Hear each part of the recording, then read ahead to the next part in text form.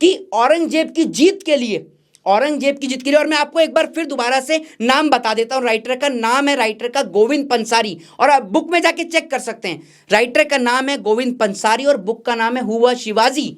उसके अंदर ये लिखा हुआ है साफ साफ, गोविंद पंसारी लिखते हैं कि 400 ब्राह्मणों ने औरंगजेब की जीत के लिए यज्ञ किया, शिवाजी की हार और औरंगजेब की जीत के लिए यज्ञ किया। अब आप उन 400 ब्राह्मणों को देशद्रोही ठहरा देंगे कि वो लोग तो गलत थे? नहीं, वो लोग उस राज्य में रहते थे और उन्होंने अपने राजा की जीत के लिए यज्ञ किया। शिवाजी के जो लेफ्टिनेंट थे उनका नाम था शामा खान, सुन लीजिए, ठीक है। शिवाजी के जो सेक्रेटरी थे, उनके जो इंटेलिजेंस के जो थे, उनका नाम था मौलाना हैदर अली।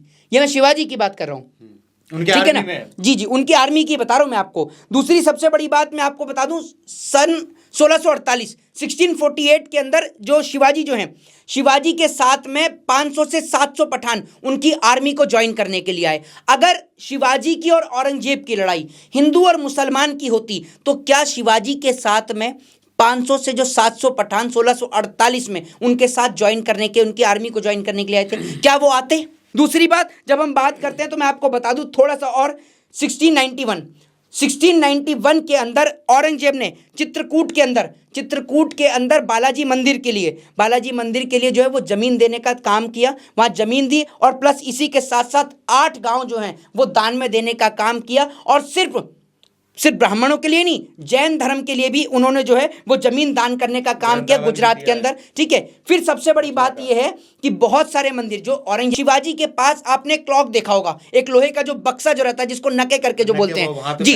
हाँ, वो जो आपने देखा होगा ना, वो उनके एक मुस्लिम एडवाइजर थे जिनका नाम था रुस्तम जमा। उनके कहने पर शिवाजी उसको हमेशा अपने पास रखते थे, एक लोहे का बक्सा जो आपको शिवाजी की हर एक तस्वीर में, उनके हर एक युद्ध में, उनके हर एक रण के मैदान में आपको वो बक्सा उनके साथ आपको नजर आएगा। वो उनके एडवाइजर जो थे, उनके कहने पर, मुस्लिम एडवाइजर के कहने पर, रुस्तम जमा के कहने पर शिवाजी हमेशा अपने पास रखा करते थे। सबसे पहली बात तो ये कि औरंगजेब ने सिर्फ मंदिरों को ही नहीं, मस्जिदों को भी तोड़ा। औरंगजेब ने सबसे पहले गोलकोंडा की मस्जिद को तोड़ा, और क्यों तोड़ा वो भी आपको बताऊंगा। टी राजा हैं हैदराबाद से, उन्होंने कहा कि जो औरंगजेब की जो कब्र है उसके ऊपर जो है बुलडोज़र चला देना चाहिए, उसके जो सबूत है, जो उसके निशान है, उसको मिटा देना चाहिए।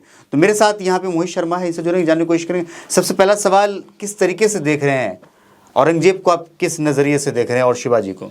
देखिए, सबसे पहली बात तो ये है कि ये जो इस देश के अंदर पैसा कमाने के लिए, ये कह लीजिए कि पैसे के चलते इस देश के अंदर एक नया ट्रेंड शुरू कर दिया गया है, और वो है भारत को तोड़ने का ट्रेंड, भारत देश में नफरत फैलाने का ट्रेंड। और जब ये फिल्म जो है रिलीज होती है और उसके बाद जो उसके डायरेक्टर हैं उन्होंने माफी भी मांगी, उन्होंने इस फिल्म के लिए माफी भी मांगी, आपने देखा भी होगा और पूरे देश ने भी देखा होगा कि जो तथ्य उनको लेकर उन्होंने माफी भी मांगी। मैं एक बात आपको पूछना चाहता हूं और देश की जनता को बताना भी चाहता हूं, और आज बहुत सारी चीजों पर चर्चा करूंगा कि इस देश के अंदर जो एक मिथ क्रिएट कर रखा है कि औरंगजेब ने मंदिरों को तोड़ा। सबसे पहला सवाल की शुरुआत यहीं से करता हूं कि क्या औरंगजेब ने सिर्फ मंदिरों को तोड़ा? औरंगजेब ने मस्जिदों को नहीं तोड़ा। फिर दूसरा सवाल मैं आपसे यह पूछना चाहता हूं कि क्या ये जो औरंगजेब और शिवाजी के बीच में जो लड़ाई थी, क्या ये लड़ाई हिंदू और मुसलमान की लड़ाई थी? आज मैं आपसे पूछना चाहता हूं ये बात, और इस देश की जनता को भी बताना चाहता हूं। सबसे पहली बात तो ये कि औरंगजेब ने सिर्फ मंदिरों को ही नहीं, मस्जिदों को भी तोड़ा। औरंगजेब ने सबसे पहले गोलकोंडा की मस्जिद को तोड़ा, और क्यों तोड़ा वो भी आपको बताऊंगा। औरंगजेब जो गोलकोंडा का जो नवाब था, उसने कर देने से इनकार कर दिया। उसने कहा कि मेरे पास पैसे नहीं है। तो उसके बाद में औरंगजेब जो है वो अपने जासूस को भेजता है और पता करता है, तो उसका जासूस आके बताता है कि उसने जो सारा धन है, और जो गोलकोंडा का जो नवाब है, उसने जो सारा धन है वो मस्जिद के नीचे दबा रखा है। तो गोलकोंडा के जो क्या कहते हैं मस्जिद थी, उसको औरंगजेब ने गिराने का काम करा। तो इस देश के अंदर जो चीजें दिखाई जाती हैं कि औरंगजेब ने मंदिरों को तोड़ा या मंदिरों को तोड़ा, ऐसा कुछ भी नहीं है। दूसरी सबसे बड़ी बात जो इस फिल्म को लेकर जो पूरे देश में एक मैसेज और एक इशू क्रिएट किया गया है हिंदू और मुसलमान के बीच, आप बड़े से बड़े इतिहासकार की पुस्तक को उठा लीजिए और उस पुस्तक के अंदर मुझे एक वर्ड दिखा दीजिए कि शिवाजी मुसलमानों को लेकर नफरत करते थे। यह आप मुझे दिखा दीजिए कि मैं मान जाऊंगा कि शिवाजी नफरत करते थे। आपको किसी भी इतिहासकार की पुस्तक के अंदर आपको ये शब्द नजर नहीं आएंगे। दूसरी सबसे बड़ी बात मैं आपको बता दूं, शिवाजी के जो लेफ्टिनेंट थे उनका नाम था शामा खान, सुन लीजिए, ठीक है। शिवाजी के जो सेक्रेटरी थे, उनके जो इंटेलिजेंस के जो थे, उनका नाम था मौलाना हैदर अली। ये मैं शिवाजी की बात कर रहा हूं। उनके ठीक है ना? आर्मी में। जी जी, उनकी आर्मी की बता रहा हूं मैं आपको। दूसरी सबसे बड़ी बात मैं आपको बता दूं, सन 1648 1648 के अंदर जो शिवाजी जो हैं, शिवाजी के साथ में 500 से 700 पठान उनकी आर्मी को ज्वाइन करने के लिए आए। अगर शिवाजी की और औरंगजेब की लड़ाई हिंदू और मुसलमान की होती तो क्या शिवाजी के साथ में 500 से जो 700 पठान 1648 में उनके साथ ज्वाइन करने के, उनकी आर्मी को ज्वाइन करने के लिए आए थे, क्या वो आते?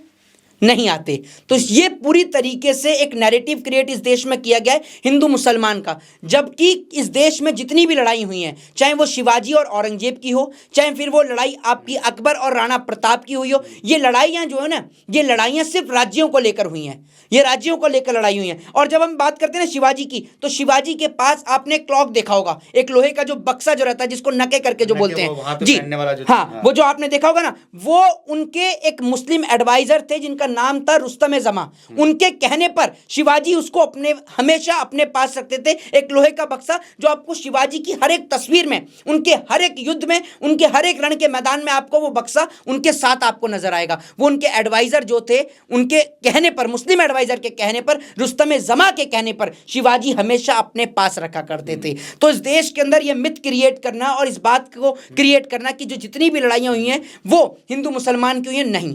और जब आप एक मेमोरेंडम, एक माइंड के अंदर एक चीज सेट करते होंगे कि जब शिवाजी और औरंगजेब की लड़ाई हुई तो आपको यह लगता होगा अपने दिमाग के अंदर कि एक और अगर शिवाजी हैं तो उनके साथ सारे हिंदू होंगे, नहीं। और दूसरी ओर अगर औरंगजेब है तो उनके साथ सारे मुसलमान होंगे, नहीं। यह बिल्कुल गलत है, ऐसा बिल्कुल नहीं। जब शिवाजी और औरंगजेब के बीच की लड़ाई हुई तो मैं आपको बता देता हूं, शिवाजी के साथ में मुस्लिम थे, उनके जो सेक्रेटरी थे, और वहीं दूसरी ओर जो औरंगजेब थे उनके साथ हिंदू थे। और आप इस बात को सुनकर बिल्कुल शॉक्ड हो जाएंगे। जो बात मैं अब आपको बताने जा रहा हूं, ये एक राइटर हैं जिनका नाम है गोविंद पंसारी, जो अपनी बुक के अंदर लिखते हैं कि हुआ शिवाजी। उसके अंदर गोविंद पंसारी लिखते हैं और ये बताते हैं कि औरंगजेब की जीत के लिए, औरंगजेब की जीत के लिए, और मैं आपको एक बार फिर दोबारा से नाम बता देता हूं, राइटर का नाम है, राइटर का गोविंद पंसारी, और आप बुक में जाके चेक कर सकते हैं। राइटर का नाम है गोविंद पंसारी और बुक का नाम है हुआ शिवाजी। उसके अंदर ये लिखा हुआ है साफ साफ, गोविंद पंसारी लिखते हैं कि 400 ब्राह्मणों ने औरंगजेब की जीत के लिए यज्ञ किया, शिवाजी की हार और औरंगजेब की जीत के लिए यज्ञ किया। अब आप उन 400 ब्राह्मणों को देशद्रोही ठहरा देंगे कि वो लोग तो गलत थे, नहीं।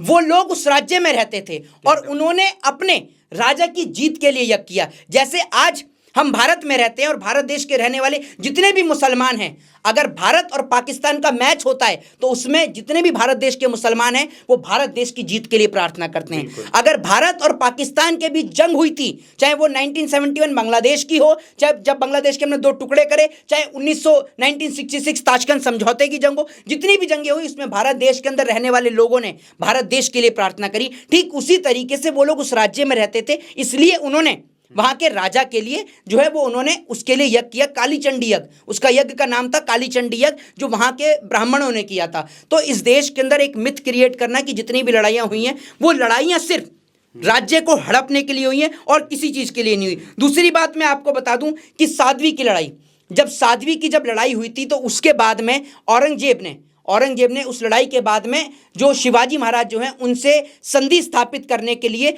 जो अपने जो उनके जो संदेश जो लेके आते हैं, संदेश वाहक जो है, वो एक ब्राह्मण को बनाकर भेजा और उसके बदले में शिवाजी ने जो अपने संदेश वाहक को भेजा उन्होंने एक मुस्लिम को भेजा। तो आप जो इस देश के अंदर ये चीज क्रिएट कर रहे हैं ना हिंदू मुसलमान की, ऐसा कहीं से कहीं तक भी नहीं है। दूसरी बात, जब हम बात करते हैं तो मैं आपको बता दूं थोड़ा सा और, 1691 के अंदर औरंगजेब ने चित्रकूट के अंदर बालाजी मंदिर के लिए जो है वो जमीन देने का काम किया, वहां जमीन दी और प्लस इसी के साथ साथ 8 गांव जो हैं वो दान में देने का काम किया। और सिर्फ ब्राह्मणों के लिए नहीं, जैन धर्म के लिए भी उन्होंने जो है वो जमीन दान करने का काम किया गुजरात के अंदर, ठीक है। फिर सबसे बड़ी बात यह है कि बहुत सारे मंदिर जो औरंगजेब के लिए चीज की जाती है कि उन्होंने मंदिरों को तोड़ा, ऐसा नहीं कि मंदिरों को नहीं तोड़ा, मस्जिदों को भी तोड़ा, सिर्फ कर के लिए, पैसे के लिए। और हर राजा का सिर्फ एकमात्र यही उद्देश्य रहता था, राजा की लड़ाई कभी भी हिंदू मुसलमान की नहीं हुई। और इवन